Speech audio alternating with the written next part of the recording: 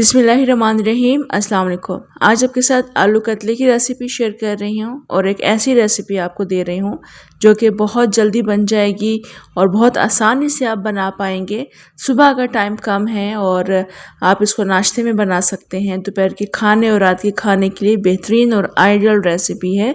बहुत इजी है और बहुत मज़े की बनती हैं। आप इसे चावलों के साथ भी खा सकते हैं और चपाती के साथ और पराठे के साथ ये बहुत अच्छी लगती है। तो आपने इस रेसिपी को मुकम्मल देखना है। रेसिपी अच्छी लगे आपने लाइक ज़रूर करना है। तो चले मज़ेदार सी आलू कतली बनाना शुरू करते हैं। पैन में मैंने आधा कप तेल शामिल किया है। इसमें मैं 1 टीस्पून जीरा शामिल कर रही हूँ। साथ साथ मैं इसमें लहसुन शामिल कर दूंगी। लहसुन आप चॉप करके भी शामिल कर सकते हैं और इस तरह से लंबाई में काट कर भी शामिल कर सकते हैं। ये मैंने 4-5 लहसुन लिए थे, उनको मैंने लंबाई की शेप में काट लिया है। ये ऐड करने के बाद हम इसको अच्छे से मिक्स कर लेंगे। लहसुन जिस हल्का सुनहरा होना शुरू होगा उसके बाद हम इसमें बाकी चीज़ें शामिल करेंगे। तो आप देख सकते हैं यहाँ पर हल्का से ये सुनहरा हो चुका है। अब हमने इसमें प्याज का पेस्ट बनाकर शामिल करना है। ये 2 दरमियानी प्याज का पेस्ट है। अब इसको मिक्स कर लेंगे और साथ साथ हम इसका पानी ड्राई कर लेंगे। तो यहाँ पर आप देख सकते हैं मैंने प्याज का तमाम पानी ड्राई कर लिया है। अब हमने इसमें टमाटरों का पेस्ट बनाकर शामिल करना है। टमाटर आप अपनी मर्ज़ी से ऐड कर सकते हैं।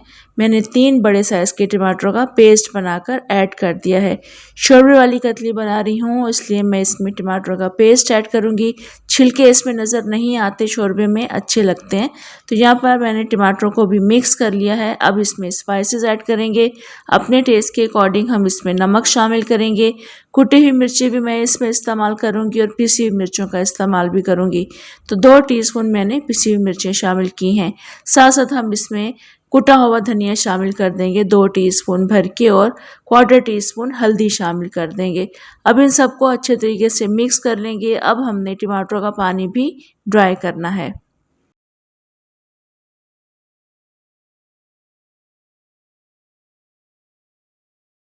तो यहाँ पर आप देख सकते हैं टमाटरों का पानी मैंने ड्राई कर लिया है। अब हमने इसमें आलू कतली शामिल करनी है और ये कतली आप ज़्यादा मोटी मत रखिएगा और ज़्यादा पतला भी मत रखिएगा वरना टूट जाती हैं। तो और क्वांटिटी भी आप अपनी मर्ज़ी से कम ज़्यादा रख सकते हैं जितनी आपको रिक्वायर्ड है। तो बस अब इन कतलियों को भी हम इस मसाले के साथ मिक्स करते हुए 2-3 मिनट के लिए कुक करेंगे। कतलियों के एजेस ट्रांसपेरेंट हो जाते हैं तब तक हम इन्हें कुक करेंगे। एक्चुअली हम इनके एजेस ट्रांसपेरेंट नहीं करने होते, हमने इन कतलियों को भूनना होता है मसाले के साथ। उसके बाद हम इसमें इसको गलाने के लिए पानी शामिल करेंगे।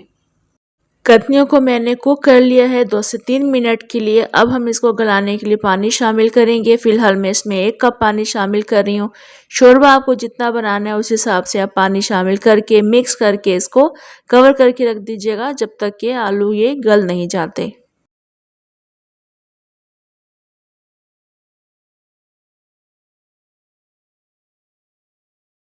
तो इस वक्त आलू गल चुके हैं। आप देख सकते हैं पानी भी इसमें मौजूद है। दरमियान में मैंने पानी चेक किया था, पानी कम था तो मैंने अपनी रिक्वायरमेंट के हिसाब से मज़ीद पानी ऐड करके कतलियाँ को भी गला लिया है और इतना शोरबा इनफ है। तो बस अभी हमने इसमें थोड़ी सी हरी मिर्ची काट कर ऐड करनी है और हरा धनिया ऐड करेंगे। मिक्स करके इसको कवर करके रख देंगे और कुछ देर के बाद इसको डिश आउट कीजिएगा। आलू कतली की ये बहुत आसान और क्विक रेसिपी मैंने आपके साथ शेयर की है। फटाफट से आप ये आलू कतली आप नाश्ते में बना सकते हैं। दोपहर के खाने और रात के खाने में भी कुछ समझ में नहीं आता तो आप ये रेसिपी बना सकते हैं। साथ अगर आप इसके चावल सर्व करेंगे तो बहुत मज़ेदार ये लगती हैं। चपाती और पराठे के साथ भी ये बहुत मज़े की लगती हैं। तो आपने सेम रेसिपी से ज़रूर ट्राई करना है। इंशाल्लाह आपको ये रेसिपी बहुत पसंद आएगी और रेसिपी अच्छी लगी आपने लाइक ज़रूर करना है, कमेंट ज़रूर किया करें और शेयर ज़रूर किया करें।